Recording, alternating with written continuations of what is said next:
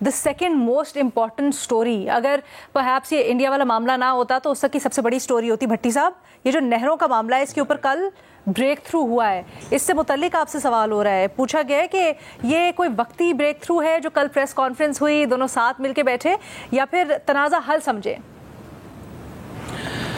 نہیں میڈم شیخ، جو حالات جہاں تک پہنچا دیے ہیں اس نالائق اور نااہل حکومت نے، جس طرح ایک سچے کیس کو اس نے یا اس کا اپنا دل نہیں تھا یا یہ دلچسپی نہیں لے رہی تھی، یا مجھے لگتا ہے کہ مرکز ورسز پنجاب تھا، مطلب شہباز شریف حکومت بامقابلہ مریم نواز حکومت. ایسا فیل ہوتا ہے کہ ان دونوں نے کہا کہ ان کا منصوبہ ہے، ہمیں کیا لگے، ایک چیزوں کو سامنے ہی نہیں لا سکے. تو بہرحال اس وقت تو ٹینشن اتنی بڑی ہے اور معاملہ پاکستان کا ہے، تو ایک اچھا فیصلہ یہ ہوا کہ اس معاملے کو تو سائیڈ پہ رکھیں وقتی طور پر.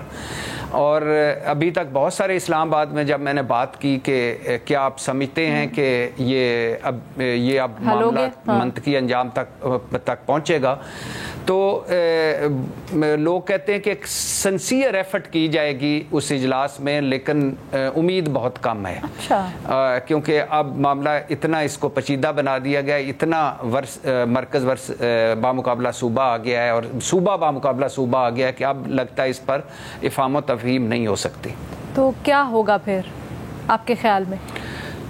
میرا اپنا تو خیال ہے کہ ہونا چاہیے تھا، میں تو اس منصوبے کے حق میں تھا. اور یقین کریں جو کچھ پراپیگنڈا ہو رہا تھا اس کا 10% بھی حقیقت نہیں تھی، لیکن پتہ نہیں کیوں حکومت نہیں اس پہ توجہ ہی نہیں دی.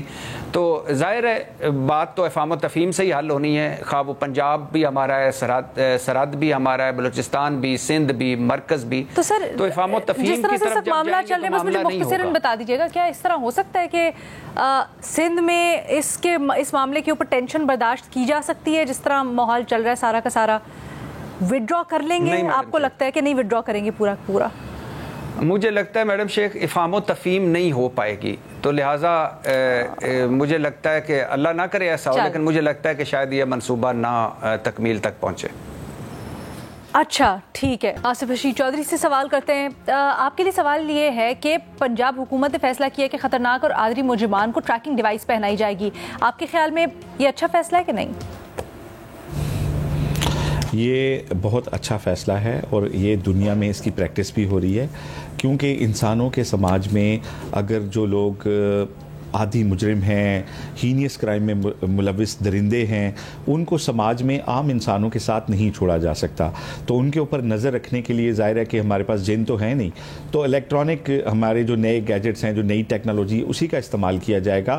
اور میں تو سمجھتا ہوں کہ اس میں جو صرف یہ کہ دہشت گردی اور اس طرح کے کرائم کے علاوہ جو انسانیت کے خلاف کرائم ہیں، انڈیویجولز کے خلاف کرائم ہیں، جو بچوں کے خلاف کرائم ہیں، ان ملزمان کو بھی اس کے جو عادی مجرم ہیں ان کو بھی کرنا چاہیے. ٹھیک ہے Asif, thank you so much.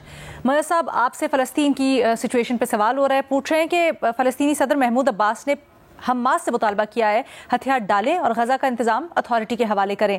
Us per Hamas نے کہا ہے کہ محمود عباس بار بار مشکوک انداز میں اسرائیلی جرائم کا الزام ہمارے لوگوں پہ لگا رہے ہیں. کس کی بات میں زیادہ وزن ہے؟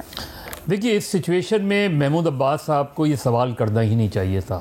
جہاں فلسطینیوں کا قتل عام ہو گیا ہو اس سچویشن میں، یہ تو بہت پہلے کی سچویشن تھی جب حماس سے بیٹھ کے مذاکرات کیے جاتے اور اس سچویشن سے حل نکالا جاتا.